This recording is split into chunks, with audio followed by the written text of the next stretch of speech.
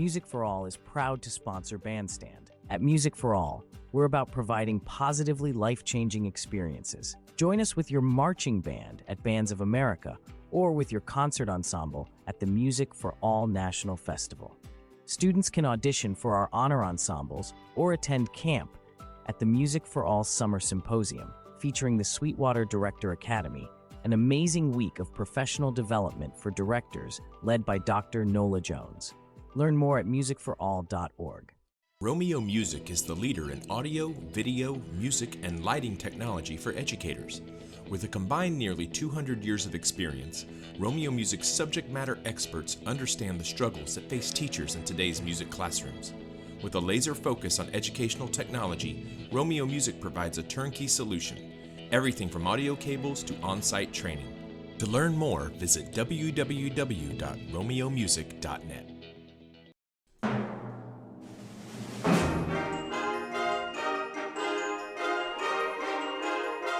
Hello, and welcome to Bandstand, the official podcast of the Tennessee Bandmasters Association. I'm your host, David Aydelott, and I hope you'll join us on a journey through the past, present, and future of bands in Tennessee. We'll delve into the rich history of Tennessee bands, uncovering the hidden gems and legendary figures who shaped the state's band landscape.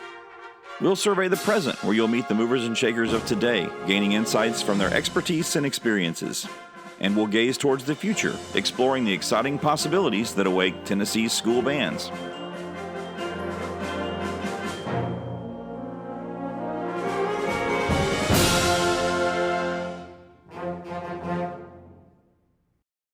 Eric Baumgardner is the director of bands at Halls High School in Knoxville.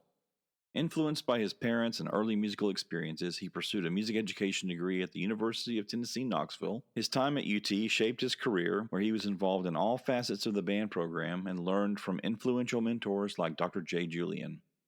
As a band director, Eric emphasizes building relationships, constant learning, and adapting to challenges. He encourages young teachers to seek guidance and strive for excellence in their profession. This episode was recorded in June of this past summer. I hope you enjoy my conversation with Eric Baumgardner. Okay, so Eric, just this is about telling stories and sharing stories, and so I invite you on here to tell your story. So let's hear about Eric Baumgardner. Okay, where to begin?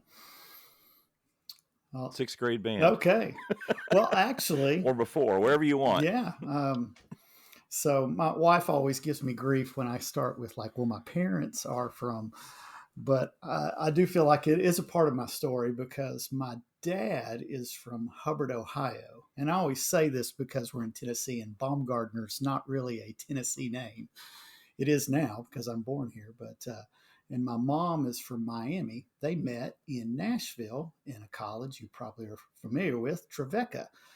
So they're both Nazarene, and Dad conned his parents into saying, hey, I'm going to be a minister, which he now is at his retired age. He's a bivocational minister, but he got in the newspaper business, and so kind of dropped out of college. Mom finished, was a teacher, and then so we bounced around before I was born. They were in Etowah, a little town here in East Tennessee, Chapel Hill, Johnson City, and Nashville. He worked in the Nashville Banner, if you ever remember that paper from back in the day. Yep. He was an editor for Chattanooga Times, and then from there got out of that into public relations, and that's how I was born in Chattanooga, but basically my growing up years, school years, was in a little town called Athens, Tennessee. Riceville is actually a little town outside of Athens. That's where I spent most of my growing up years, and was in the little elementary school band, Riceville Elementary. Danny Lancaster was my band director. And not that this guy will remember this, but my good friend J.R. Kesley played trumpet, and they could join band in fifth grade. And my parents said, no, you're still in piano lessons, so we're going to finish that. We're going to focus just on piano lessons. And I did okay in piano lessons. I didn't love it. I wish I did more. But, and so I was like, well, if you still want to do it next year as a sixth grader, then we'll let you join. So I talked to the band director, and Mr. Lancaster said, well, I've got two openings. trombone and drums. And I was like, well, I don't want to play trombone. That's a big, long instrument. And now, funny story, that is like my go-to instrument that I play, trombone and baritone, when I teach. It's like my favorite thing.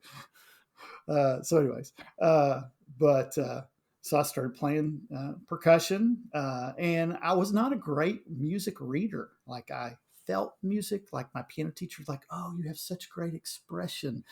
But figuring out the notes, I would have to like rote, do it over and over again just to get the, so had a great ear, I think, a good ear, and love listening to music, all kinds of music. Mom always had music. She was in, do you remember the Columbia Music House?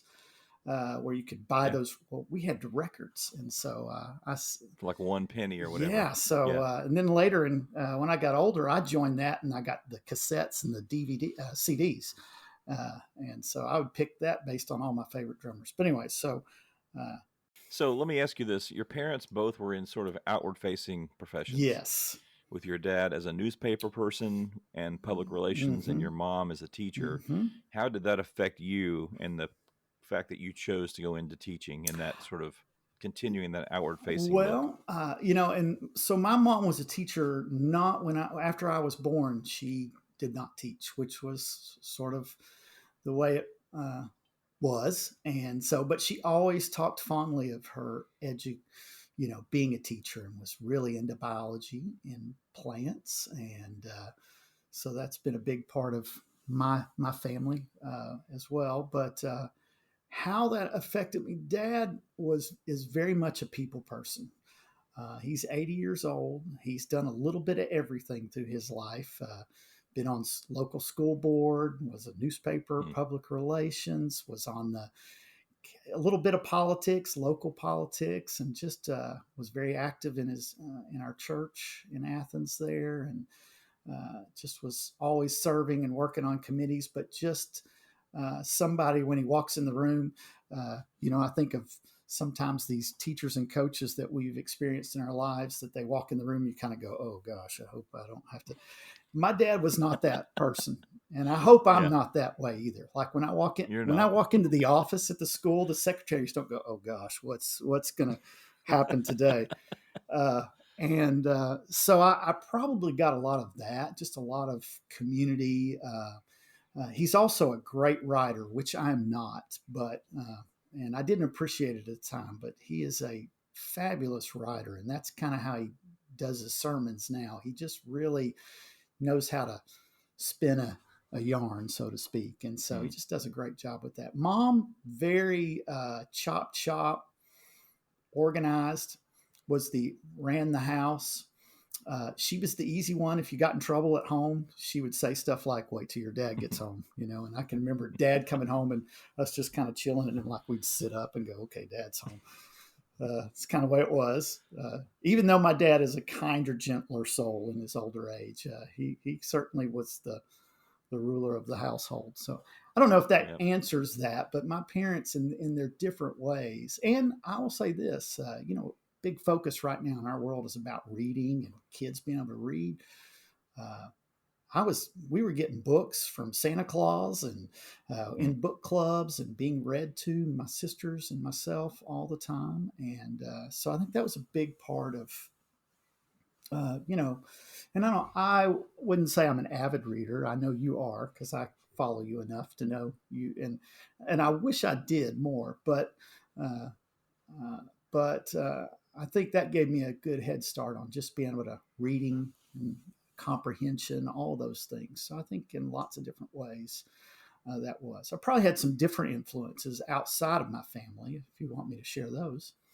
Yeah. Well, I certainly mentioned my band director, and he was one good thing that I learned is I really wanted to audition and get better. And so I had a couple of people. We had a drum instructor. His name was Tim Paul. And he was from Tennessee Tech and Cleveland High School, which is a local school down from that area. And so he was our drum instructor. And then, but the good thing that Mr. Lancaster did was I got involved in like doing all of these like Tennessee Tech winds of percussion. So I would go to that, and uh, I would do all East, and I never did great. I made the second band in that, but for my little band, and like I shared with you the other day, we had like 20 wins, 8 to 10 percussionists, maybe a few more guard players, members that would play an instrument, really small band, an okay band. But when I got to go to those clinics at UTC and Tennessee Tech, that's when I got to be a part of something where everybody else was like, this, it's cool to be good at your instrument. And I had always gravitated to that. And like I said earlier, I was not like the best musician, but I got involved with those kinds of things. And trying to think of early people that I had. Jerry Junkin was one of our clinicians, and That's not bad.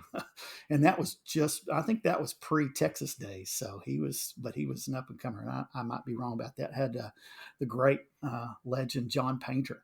And I remember we did one of his transcriptions. And I want to say that's either Tech or UTC. I can't remember which one. I hate that I can't remember that. But he was something on the podium. So he could be demanding. And I remember I want to say I was playing bass drum on his Purple Pageant. Am I correct in that piece?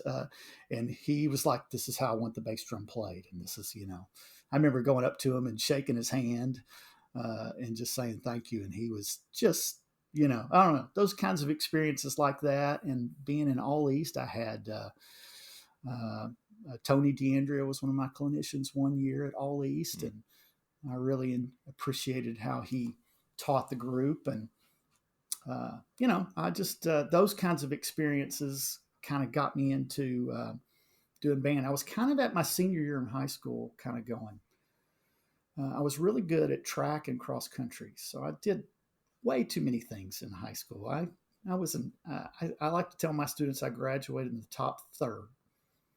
I had like, out of 300 and something, I was like number 100. So I I got a similar math on that too. I majored I literally, when we took Algebra 2 my junior year, because we didn't have all these honors in AP, I was like, I've got to figure out how to graduate high school, and with Algebra 2 that I'm not very good at, and how am I going to graduate college? So I had to figure out how I'm going to do this, because algebra is not my jam. And every day when I see our math teachers in the hallway, I'm going, thank you so much for being awesome at algebra and willing to teach that. This is just not my jam. But oh gosh, David, I'm all over the place. No, it's okay. I just think it's interesting about with your parents, and I'm thinking about the Columbia House, and you sort of being willing to seek out opportunities and auditioning, and that your parents seem to have created this fertile ground for you to be somebody who achieves or seeks out they things. Did. And they were like when because I was really involved in scouts and my church, and later in my church music ministry and then school stuff, I was like, I think I want to major in music. And my mom and dad had no idea. They were like, well, who do we know? And so I ended up getting connected a little bit with Tim Paul, who was at UT. He had ended up graduating at Tennessee and kind of got me connected and auditioned and on the music side and the band side of things. And they were willing. My dad always, and I'll digress a little bit about my dad. My dad was a people person. He did not love his job at the end of his time. Now, he may not love me saying that out loud, but he would just say, I'm miserable. And he always was searching for hey, I think I'm going to open up a Western Auto hardware store. I was like, oh, well, there for a while we were all, and then my parents started a nursery business, and my mom had a love for plants, and that's her biology background. Yeah, they grew. She ended up becoming eventually the education chair for the International Perennial Plant Association. Then she became the president. So it's like going. Oh my goodness, yeah. Eric, that's awesome. Yeah, she constantly. She's a master gardener in the state of Tennessee, and constantly speaks at places in Memphis, Cheekwood, and Nashville. She's done all the behind the scenes stuff at the Grand Ole I say the Opryland Hotel, like, Yeah. so we would go to the Opryland Hotel. My mom would be like, okay, let's talk about the Latin variation of this. And this is why this plant would not grow well here. And so she gets up every morning at like 5 a.m., especially in the growing season, and works in her garden. And she is constantly changing plant material and stuff like that. So when I tell you I listen to my podcast working on my yard and pulling weeds, that's a little bit from my mom, but my yard doesn't look anything like Cheekwood. But let me ask you this though, and I know we're kind of getting off the timeline, Yes. and that's okay too. I'm but sorry. No. It's I kind of like this to be. I think it's better if it sprawls a little bit and goes naturally. Sure. So I love a good teaching garden reference. Mhm. Like if you can find a way to use a garden analogy with me, I am all in. Have you been influenced by your mom's gardening and the way you teach and think about education? Well, if you want, I mean, I always say every day the magic is not like the final performance of the year. It's that work that we do Yes. every day. Yes, man. It's Yes. everyday work. And I'm like, as what's the famous basketball player said, I'm talking about practice. We're talking about practice. Right. I got my Ted Lasso hat Yes, on right there now you go. too. So, Yeah. just those, that's probably the big thing. I mean, because, gardening, I'm about to put in some plant material finally. It's June, whatever, and I'm June 13th. I'm late. It's okay. It's banned. Yeah. So I'm kind of decompressed, and I'm like, okay. So I finally weeded my front, and I've taken some old shrubs out, and I'm ready to put some new material in. So that's what we're working on. But that's the game. Okay, so you say that though. Who is that part of the Eric Baumgardner message at Halls High School? I mean, what is that something you say regularly, talking about how did you phrase it a second ago? About the magic isn't just the magic. There's no like gestalt moment, like well, we had it every day, but Right. it's just hitting it every day and being consistent. And that's part of your message to your parents and kids every too. day, and just I love it. And it's the little things, because people are drawn to. Well, the fruit's the last thing to grow on a tree, right? Yes. Like it's roots, and then everything else, leaves, the things that sort of don't generate the thing until the very end. The fruit grows, and so it's like that with us with what we do with performances. If you're only thinking about performance and the end product, then you're ignoring all the nurturing aspects. See, now I'm into my garden reference now. You're ignoring all those nurturing aspects of what it means to grow a program. You got it. So, right, the unseen work that happens. Yes. Agreed. Sorry, I soapboxed. No, I agree perfectly. I feel like I've talked about everything but music on this, other than just a little bit of people stuff, but that's okay. We'll talk about whatever you want. That's okay. Okay, so let's get back on the timeline here. Sir. So you're from McMinn County. Yes. Is that McMinn County High School? What is the high school? McMinn County High School. We were okay, the Cherokees. And you graduated what year? I graduated in 1989. Okay. And then UT. And then went to UT. And so let's talk about that tiny little transition from McMinn County High School to the University of Tennessee at Knoxville. Yes. And I do have to say, so our band was really small through my McMinn years, but there was a teaching legend that came the year after I left named Jenny DeAndrea. So Tony's wife, and she just transformed that little community in making it a lot more of a rigorous little band school than it was when my time. So I was a little jealous. My sister went through that, my youngest sister. And so great. She just loves Jenny DeAndrea stories to death. So every time I see her, I give her a hug and say, Jenny, thank you for teaching my little sister, Esther. So anyways, but so from going to UT, it was just a total 180. And I was kind of like, I would say I was probably one of the top musicians coming out of my high, and everybody. I dropped out of cross country and track to focus on my spring semester, all the different clinics that I would go to, and getting ready for my audition material and trying to figure that out. I'm the firstborn in my family, so my parents were like, we'll help you the best we can, get myself up to, I still remember going up to UT, and it has totally changed now. I think every college campus is doing like a huge building project. I just was at Vanderbilt the other day, and I was like, man, they're building on this campus just like UT is.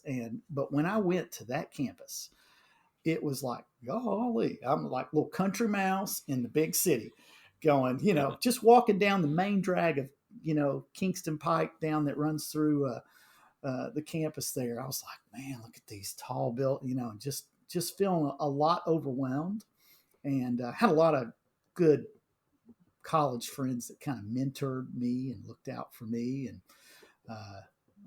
Wes Palmer, Marco Kane, who ended up playing in the President's Own as a percussionist, Vince Harris, a guy named Doug McKay, who is actually good friends with Leif Cook, came from Gatlinburg area. I think he sells insurance now, but he is just a great guy that just kind of looked out for me, kind of like, hey, Eric, here's how we go. Here's where you go. Here's where, did those kinds of things. Lots of people like that. I'm sure I'm leaving out, but man, I will never forget. I think I shared this with you the other day.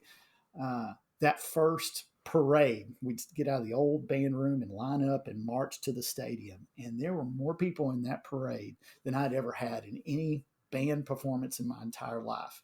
And when the drum line, if you've ever been to a UT game, it starts off with pregame, and everybody, the band's all ready to around the field to get on for that first opening thing. And they know it's about to start when the drum line walks or marches on to the goal line. We spiral it out and we get on the goal line. And I literally could not hear a thing. And we kicked it off, and I wasn't far from the guy that goes, but, and then the drum line kicks it out and the whole thing. And I couldn't hear a thing. I don't think I hardly played a note. I was just like feathered. I was like, oh my goodness, I've never heard anything like this in my entire life. I still get goosebumps when I think about that. I was telling you, I grew up, my parents were not big UT or sports people, but I grew up listening to the radio in my parents' nursery business.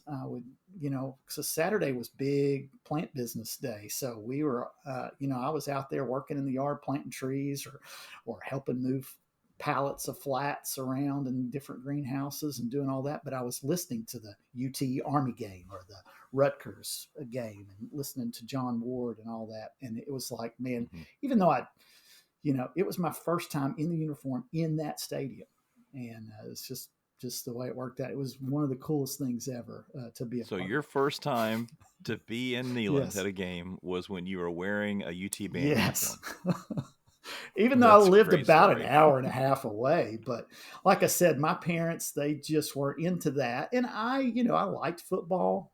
Now I love football. You can't be a part of that and not be kind of get into that. So, and that was kind of the beginning of the glory years for UT football, because they had not done well other than the 86 Sugar Bowl. And I was actually on a band trip to the Cotton Bowl with my little band. We were marching that parade when UT was at the Sugar Bowl in 86. So I remember watching that on a big screen TV in a Holiday Inn. I think they beat Miami, right? Yes, we beat Miami. Yep, that's right. So that's a big deal. So, but it was a lot of fun, and just being a part of all of that, and Dr. Julian and his learning how to, and I've got a funny story. That first year, Tim Paul, my drum instructor, who was in the band at UT, and was saying, hey, man, you got to make sure when Dr. Julian's on the stand, on the ladder, and right when we're about to do the alma mater and we circle off and the drum line circles around his ladder, he's like, you cannot look down. Because on the alma mater, we're literally not playing except for a long roll to the very end with the 3 trumpet soloists to my left. And for some reason, I'm messing with my flip folder. I look down, and by the time I look back up, he is off the podium, and he is coming towards me yelling, and I'm thinking, I hope he's going past me. Nope. He went right to my ear and was like, you will, and said some things I can't repeat, but I was like, yes, sir. Sorry, sir. Yes, sir. I'll do better. And as he walked back, he came back and got some more. It just was like, and so as a freshman, I'm like, little country mouse, little Eric Baumgardner. And I was like, oh my gosh, what I am. And I was like, this is the worst thing ever. Like, and he just was like, and was after he got back on the thing, if you ever saw him conduct it, sort of with his elbow, you just watched and you're like, okay, yes, sir. Yes, sir. Sorry, sir. I'll do better next time. And I had people like Doug McKay, who I mentioned, just came up to me and goes, "It'll be okay. It'll be okay. Everybody gets their day from Dr. Julian, and it'll be fine." I was like, okay. And so a couple of days later, I'm in the band room putting some equipment up and organizing and getting ready for symphonic band or concert band rehearsal. And he came up to me and goes, "How are you doing? How are you people? Is everything okay? Now you're from, where are you from?" "Rossville." "Well, I'm from a little small town as well." And he just talked to me. I was like, "Oh, well, that's very interesting." And he just, "Oh, all right, have a good day," walked on. And I want to say Wes Palmer came up to me and looked at me and said, "Hey, you're good." So that's his way of just saying, "We're good." That was his way, I guess, of apologizing or not necessarily, just clearing the air, going, "Hey, and Yeah. and I was He filled your and cup I a was little like, bit. "Okay, all right, good. I've survived. I will live to be a music major for another day, a music ed major." So, anyways, That's but great. when my day, the kids now, they can do 3 years of marching band, but if you were a music ed major back in those days, you had to be in band. And I was.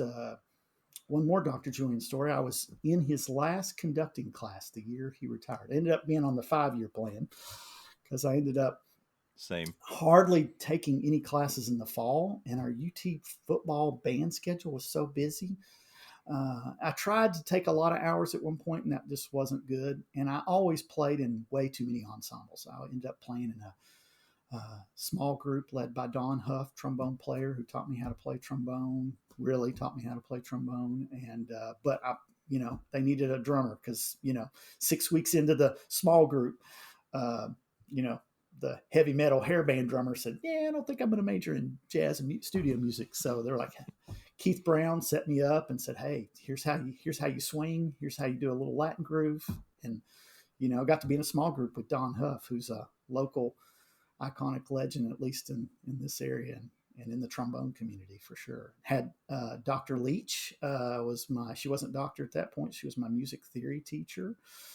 And she is, I think she's married to Doc Severinsen. I'm not sure of that, but anyway, she's a iconic trumpet player in this area. Just a great, taught me how to do theory. I mean, just because I had, learn how to read music. Everybody's in there going, "All right, what's the C, E, G? What's the one chord in key of C?" I'm going, C, E, G, C, E, G. It's the one chord, and so everybody's Right. like, "Oh, got it." So I had to learn how to read music. It was sort of, I call my first 4 years of my 5 years was being in music camp. I loved it. I took part of the reason I was on the 5-year plan is I took all the music classes plus all the ensembles, studio orchestra, which was like a jazz meets strings orchestra. Then I was in marching band, percussion ensemble, marimba choir, wind ensemble eventually, just all those different things. And then, and I'd take one non-music class just to get off and feel like Joe College, like, I'm going to take my science class today. Walking to a different building, right? And so that caught up with me on my 5th year. And so I was like, okay. And so that last year I ended up just playing in some ensembles and then basically, being done with lessons at that point, and having to take all the other classes that I didn't ever fit in. So I was on the 5-year plan for that. That was okay. Yeah. That's familiar to me too. I did the same kind of thing. Did your piano skills as a kid help you through this at all? I mean, I know you're talking about struggles on reading or whatever, or learning to read. I got better. Part of that is I like to, and I totally get this because I feel like I've got a decent ear. I would listen to mute. I would listen and figure it out versus reading it and figuring it out. You could cheat a little bit. Cheat a little bit. And so I would have friends that would do great on the theory side, but could not. You had 4, at that point, all of our ear training was basically on this computer thing that UT was involved in back in those days. And I think they still do that, and you'd have a couple of in-session things, but my ear was able to get me. I was able to just go straight through ear training, hear those sevenths and those, once we started, graduating through all those things. And so I've always been able to do that. Eventually, I mean, the more you're around music, the better you are. I think that just gradually, that probably hit into high gear. My Professor Percussion Combs really was like, hey, you've got to learn how to count. And so that's also important too. You want to be a band director, you got to read music and be able to count the rhythms. So for me now in my teaching, like I never start students on, and when I was a middle school band director, mainly for my first 11 years of teaching, we started on bell kit because I wanted the students to know I could teach rhythms on the bells. So they were learning how to do paradiddles and all these different rudimental strokes and rhythms. We were learning rhythms, but we were also learning to read those notes. And so I try to make my percussionists to be able to do both things. I was more of a drummer who came around to the marimba music side of things, in late college or late high school, college. Okay, so student teaching. How did you? Where did you student teach, and how did you arrive at that location? Interesting. I was going to student teach at Oak Ridge High School, and so I was just I had done a lot of band camps all through college, and actually before college. And so I just had met a lot of band directors through that. I taught Loudoun County High School band as a junior about to be senior. And my band director said, hey, they need a drum instructor. And so I got the bug. So I really started trying to teach the way my drum instructor, Tim Paul, did, who later became a band director. And eventually, so getting to student teaching, I had decided, okay, I'm going to Oak Ridge. That's where they placed me. And I went out and met Tom Wade. I don't know if you know Tom, longtime band director there. I spent a day with them. Dale Penley and Ted Reeves were the two middle school. And so I took a day as soon as school was out that spring. They were still in school, and so I spent out there. He drove me around, bought me lunch, and I was ready to go. And about middle of the summer, Dr. Tips calls me and goes, hey, they're not going to let student teachers out at Oak Ridge High School.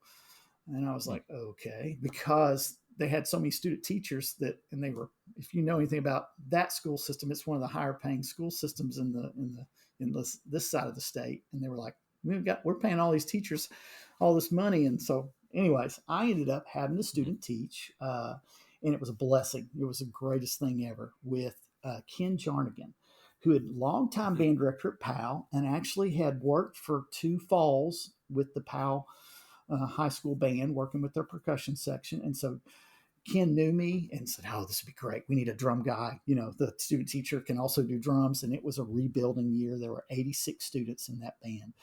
And that was the last year in Knox County. We started block scheduling the next year, which is a 4x4. And I know there's pros and cons with that. What it turned into a pro was we ended up getting like a lot of band time every day. So the con is there's a lot, kids have to be, you have to be really on your schedule.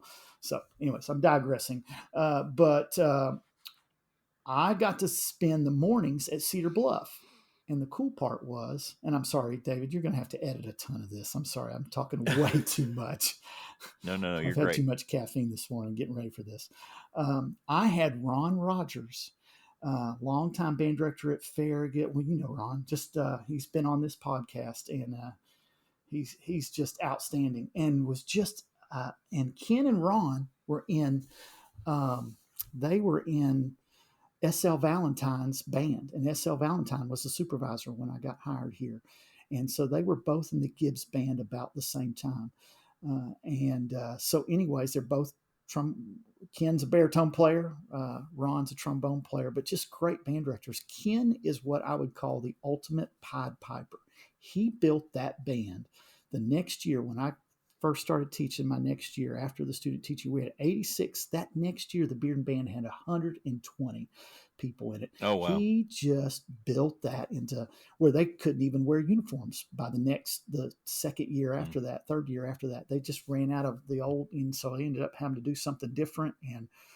And Ken was just a master arranger of music and tunes, and he did a great job. And I got to see him really recruit.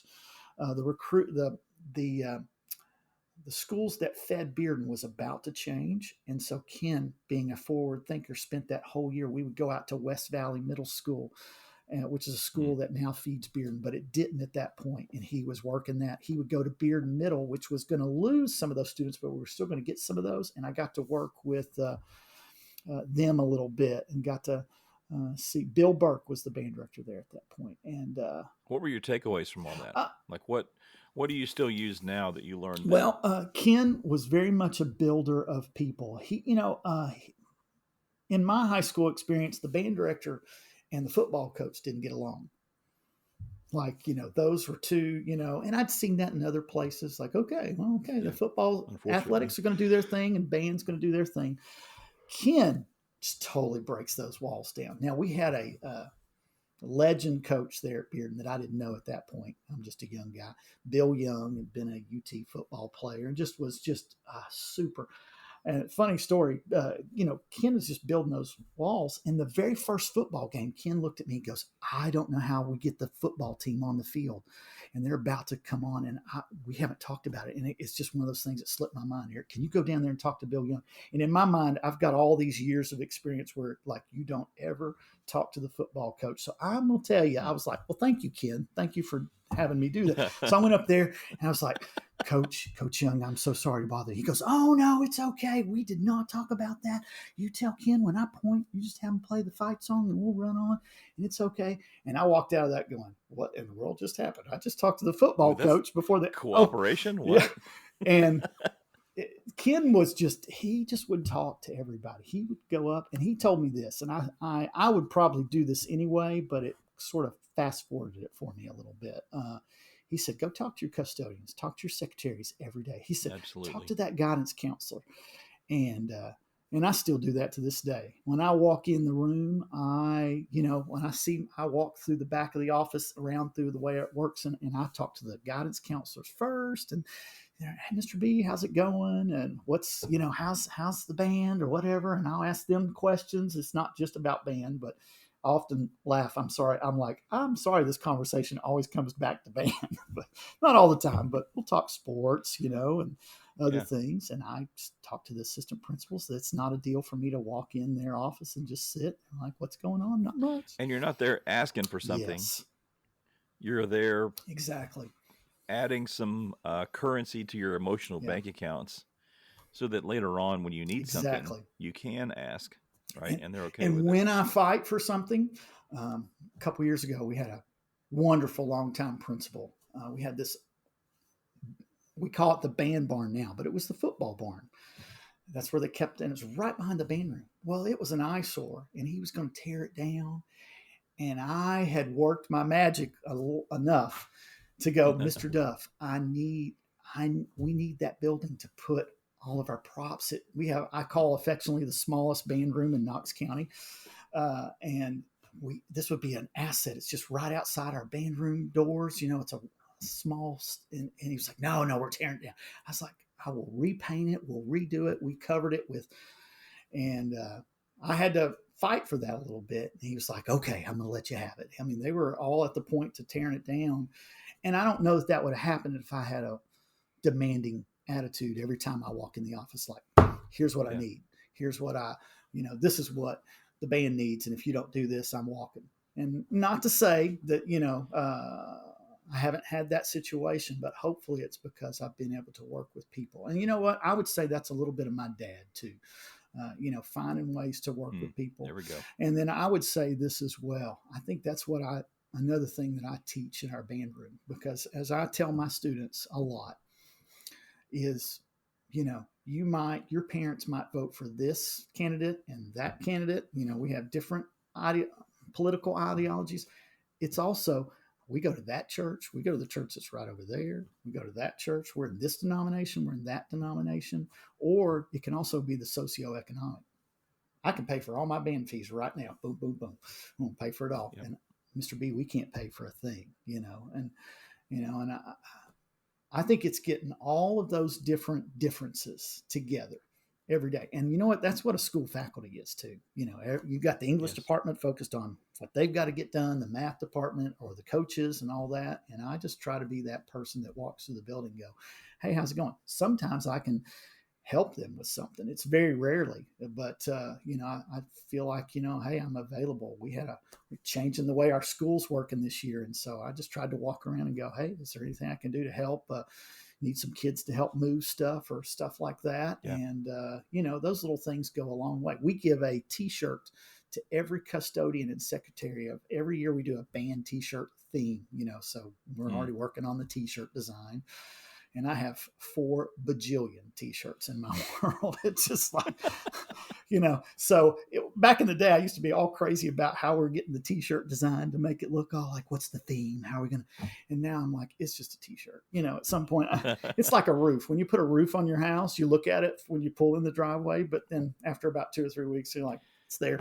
It's the T-shirt. That's right. But I give one of those T-shirts out to our administrators, our guidance counselor, our custodians, and they literally, the custodians are wearing a T-shirt or the band hat all the time. Somebody's got a band T-shirt on. And then there's a couple of times, like, let's say it's football jersey day. Everybody's wearing the football jersey. Well, the secretarial and the custodians and they all say, hey, it's going to be the band T-shirt day, so that's cool. Like, you'll see every secretary. And so those are things that I think my dad. That's great for your kids. It's great for your kids too, because kids can, if you isolate your program from the rest of the school, then the kids, even though they're in band, can feel kind of alone, and there becomes this oppositional sort of feeling about the rest of the school. But your kids don't have that experience because they walk down the hall and they see somebody not related to band wearing a band shirt, and that's got to be validating for them and their membership in your program. And I didn't have that in my high school experience growing up. It was like, ooh, you're in the band? Okay, bless your heart, you're in the band. I don't think my kid, there's going to be some of that a little bit, but I work great with my chorus teachers right across the hallway, and we just, I don't know, so I've just tried to foster that. And I've been at this school now, this will be year 21. I'm starting my 30th year teaching. And so, so, I've probably, it didn't happen immediately, and it was sort of there when I got to Halls, but anyways, but. Yeah, but when you can get other folks to advocate for your program, then you can really make some mileage at that point. Or I've had it where, the guidance counselor gives me a call. Okay, hey, Mr. B, we've got a schedule thing that's happening across the county. Just wanted to, can you come in and talk? We'll talk and figure things out and get advocates for us, and and just, hey, how can we figure out this problem? Not like, well, it's your problem. Sorry, you're going to lose 15, 20 kids, and good luck figuring that out. And so they don't see it that way. So well, they know it matters for you. So, okay, so you student taught, and then talk me through what between the student teaching and getting to Halls. Well, I got a job. S.L. Valentine was our supervisor when we were student teaching. And he would say, hey, I need all the student teachers in Knox County to come down to the main, and we're going to work in the main music library. And first it was like 3 or 4 of us, and all of us came. And I told Ken, I said, do we have to do it? He goes, no, you don't have to do it, but I would. And I was like, okay. And then the next time we did it, there was like 3 of us. And the next time there was me. And SL goes, hey, after a while, because he put me on this thing, I was sorting music, which I think is a wonderful way to learn about music as well. Sorting through music. Tactile. Yes. I got to learn about, I was like, oh, that's an interesting piece, filing music and just organizing lots of manuals and whatnot. But SL goes, hey, can I take you, buy you lunch? And I was like, oh, yes, sir, sure. And so he took me down to the little commissary and asked me a bunch of questions, just like we're talking right now, and got to know me. And I didn't realize that was my interview for SL to go, this is somebody you should have in your school. And so I interviewed at Cedar Bluff, which is where I student taught at, and Bearden High School. And there was a job opening there. They were going to change. At that point, I told you we had Ken and Ron Rogers were 2 head band directors coming to that school for part of the day, but they were going to put a band director there. And so I interviewed for that job. Somebody you may know, Mark Cannell, got that job.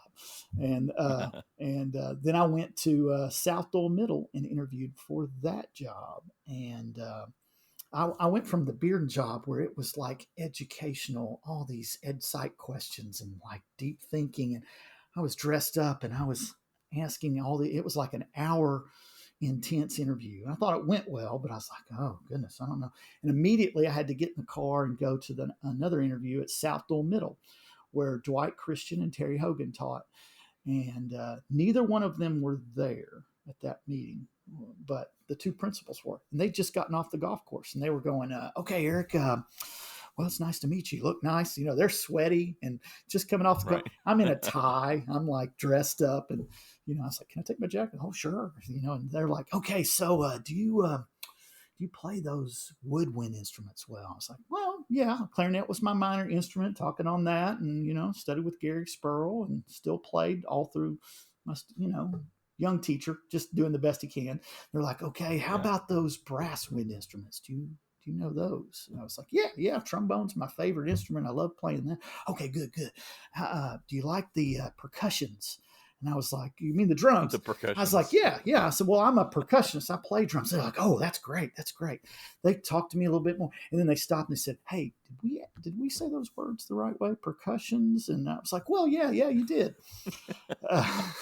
And then there was a judge in town who had my last name, Baumgardner. He said, are you related to the judge? And I looked at him and I said, well, it just depends.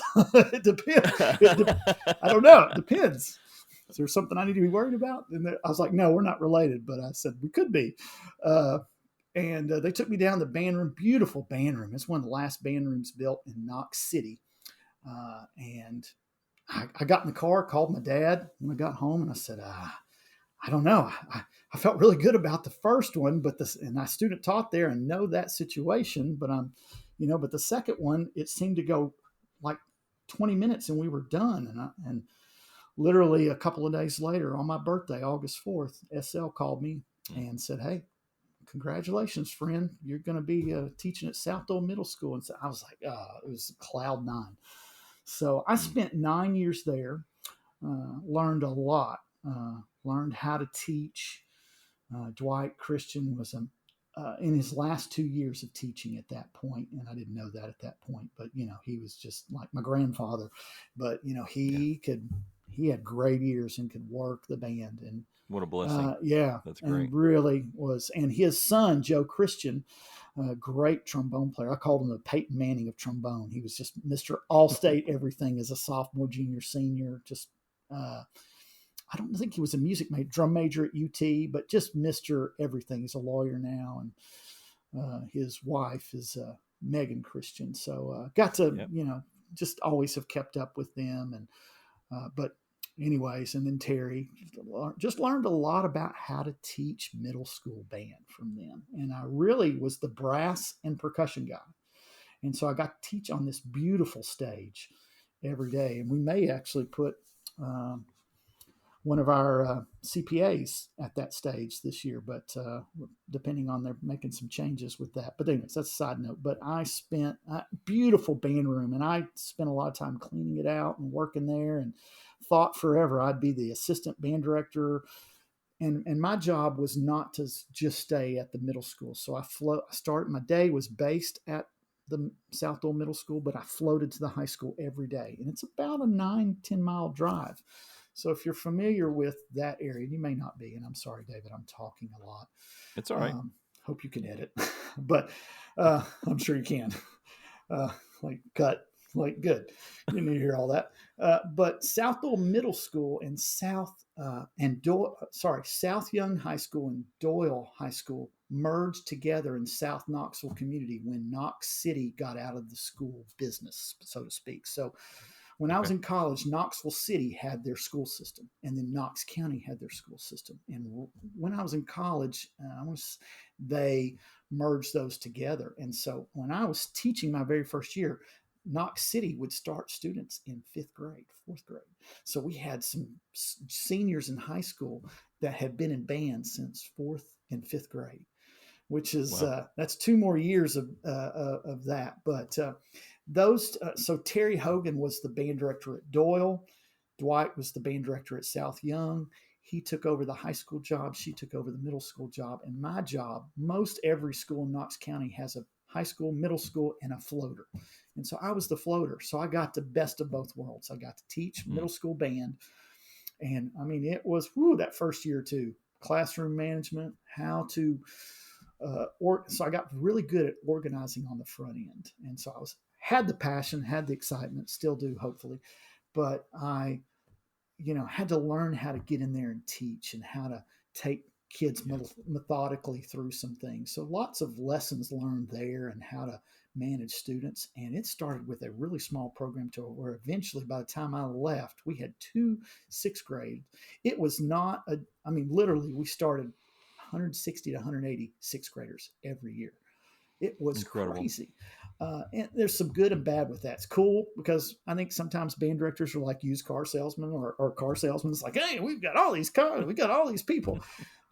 But sometimes you don't have connections with all those kids when it's that big, Or you can't get the pedagogy to them. Yes. And so right. I was teaching I can still remember, I had an old desk and a podium, and I had a little baritone, I had a trombone, a trumpet, a cornet, and I had a snare drum, and I had a bell, and I was teaching all the percussion and brass kids. And so I had them set up. I had little ways where I still do this, where I had put little painter's tape down, like here's where the chairs go, because I taught on the stage, which meant when the musical was happening or the chorus concert, you had to tear everything down.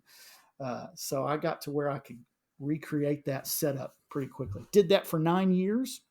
And then it was Chris Satterfield came during that time, and it was a fabulous experience working with him. He really helped grow that band program. But it was just time to try something different. And a good friend of mine, Greg Basham, said, hey, I'd love to have you out. And he asked for a year or two. And finally, I said, I think it's the right time to move. And basically, it was a lateral move. So a lot of people in the county were like, what's going on? You're doing the same job, but just in a new building. And in some ways, not as good as facilities because they had just built a brand new band room complex at South Doyle High School. But it was just time. And I had the best 2 years teaching with Greg Basham and Laura Borchert. And then Tiffany Kimbrough came on the second year.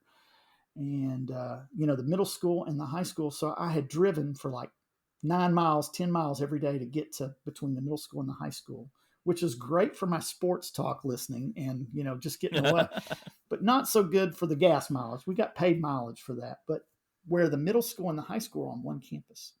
And so I would park my car and walk between the two. And I don't get over to the middle school as much as I would like now, but I basically did that job for 2 years. And then Greg looked at me and said, hey, I'm going to take a job. I'm opening up a new school in Florida. And I was like, okay. And am I going to be the middle school or high school assistant / drum instructor, or am I ready to make that leap? And I wrestled with that a little bit. And so I took over that job. One of my concerns was, I'm a percussionist. I'm a drummer. And I've always sometimes, rightly or wrongly, felt like, it's kind of like when your defensive coordinator is the head football coach. It's like, well, the defense is going to be good, but, can we throw the ball around the yard?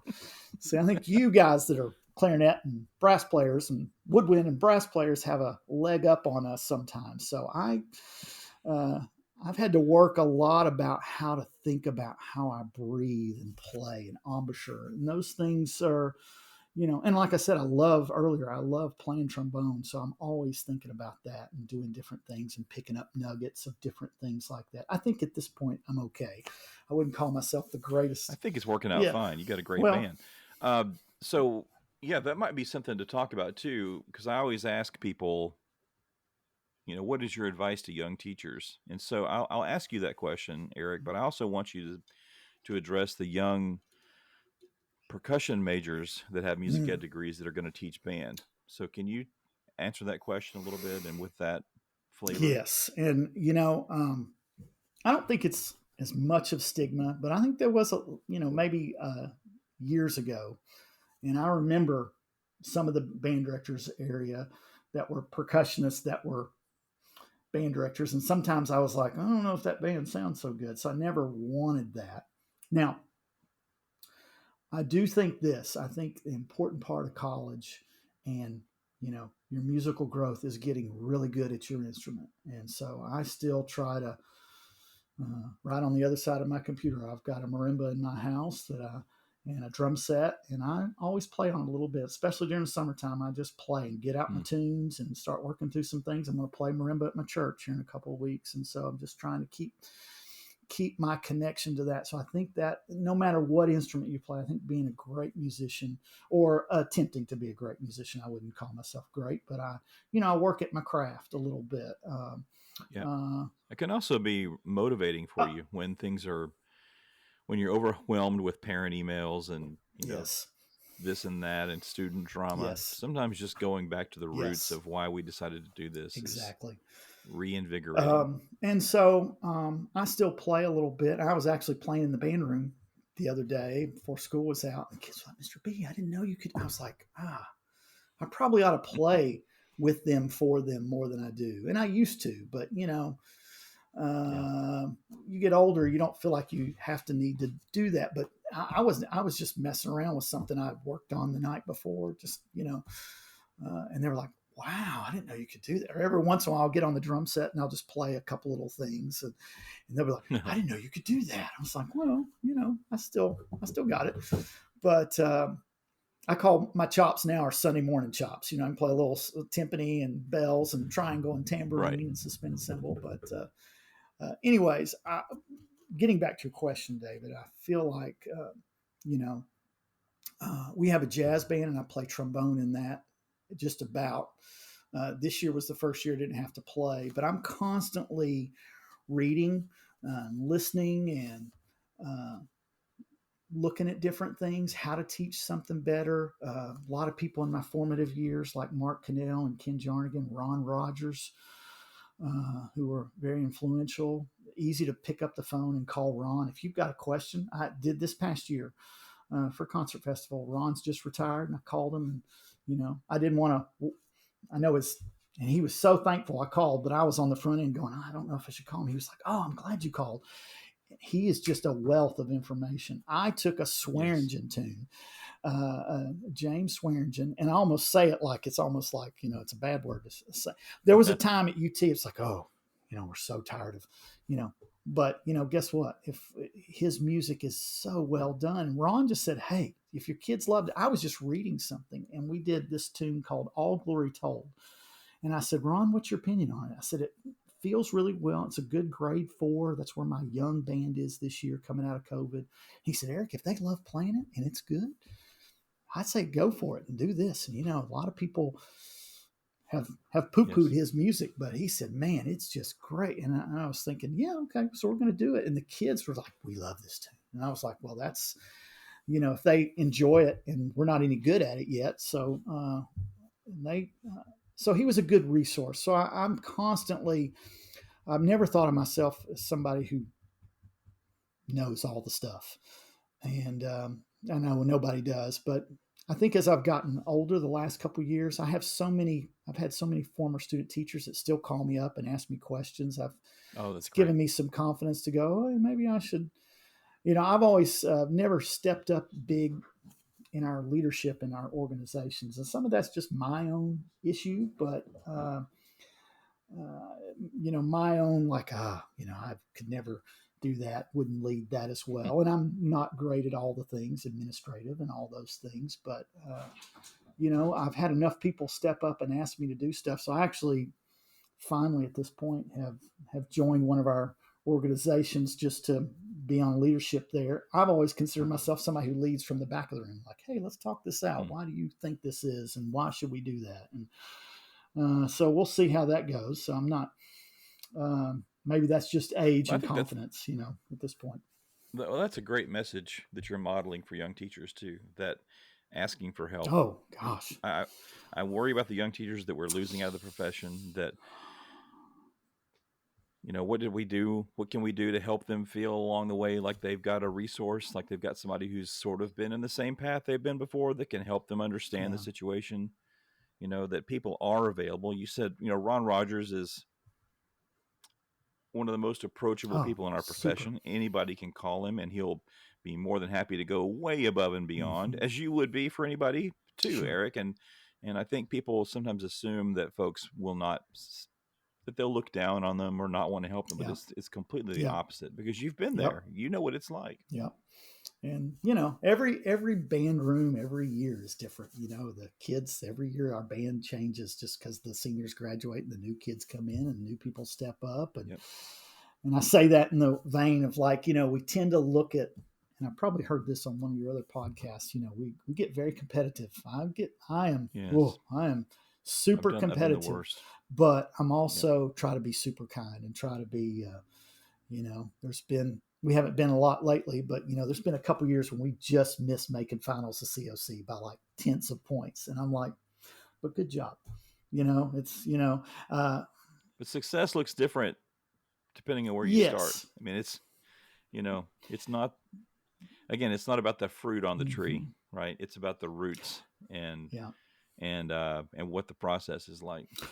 But anyways, and I don't know, I'm kind of all over the place on all your questions, but it's something else that I thought about is that I have tried to, what I would tell young teachers is just try to have excellence in all the things that we do. There was a year, we're pre-COVID, I feel like the Halls band was in a great place. We had 2 concert bands, just our numbers supported that within one class. So we couldn't have a separate class for each thing, but we'd have 2. And my right-hand person, Ashley Sadler, she'd take that second group and she just makes magic with, and I say second group, I shouldn't say it that way, but it tend to be our younger group. But pre-COVID, we had a grade 4 and grade 6 groups, and we were, just hitting on all cylinders. We had a run of 3 years in a row where we'd made straight ones on stage and in sight reading. Now, not straight ones down the page, mind you. I'm still, some little clarinet intonation thing that still I'm working on. But it's gonna happen. But man, that group got so much better, and I got better just having to be that person to kind of to learn and drive through some of that material. And that's what the kids wanted to do. I mean, some of it was me, but they were like, hey. And then COVID happened and we shut down, and it was sort of like a restart. And as I said, we just went back in grade 4. We were able to go to festival last year, the year before, but last year we only had 1 clarinet. And I was like, that was in the class. And so we ended up doing some different things where I could get some kids after school and didn't do concert festival or CPA is what we call it now. And just kind of had a rebirth and regrowth, and now I feel like we're in a great place to go on. I'm really excited about our group moving forward. And so they went in grade 4, and I was really like, oh, people are going to look down on that. And we had 5 clarinets. I was like, 5 is the new 12 clarinets.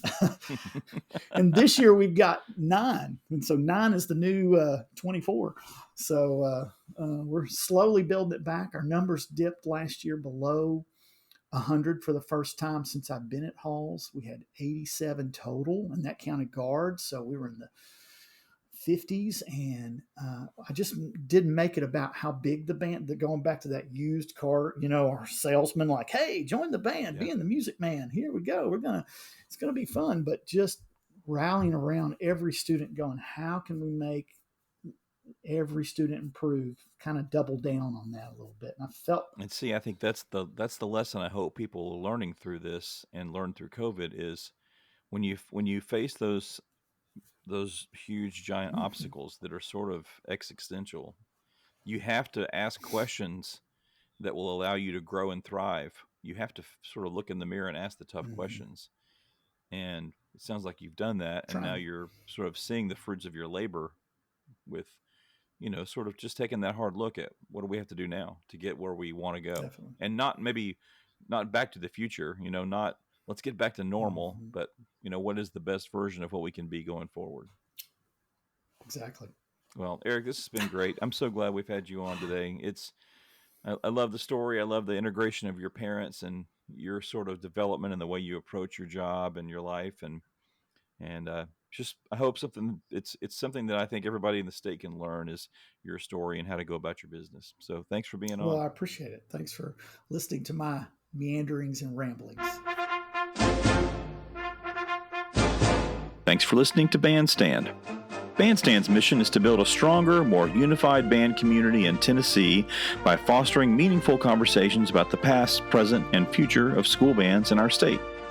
If you have topic suggestions or need to get in touch with us, email us at tbabandstandpodcast@gmail.com. Your input is important to us, and if you have a topic you'd like to discuss about the past, present, or future of Tennessee bands, please let us know. Again, that email is tbabandstandpodcast@gmail.com. Right now, we're broadcasting on Spotify, YouTube, and Apple Podcasts, so please subscribe, review, and rate Box 5, please. And if you find something interesting or helpful, please share this podcast with your friends. Bandstand is proud to be sponsored by Music for All and Romeo Music. See you next week.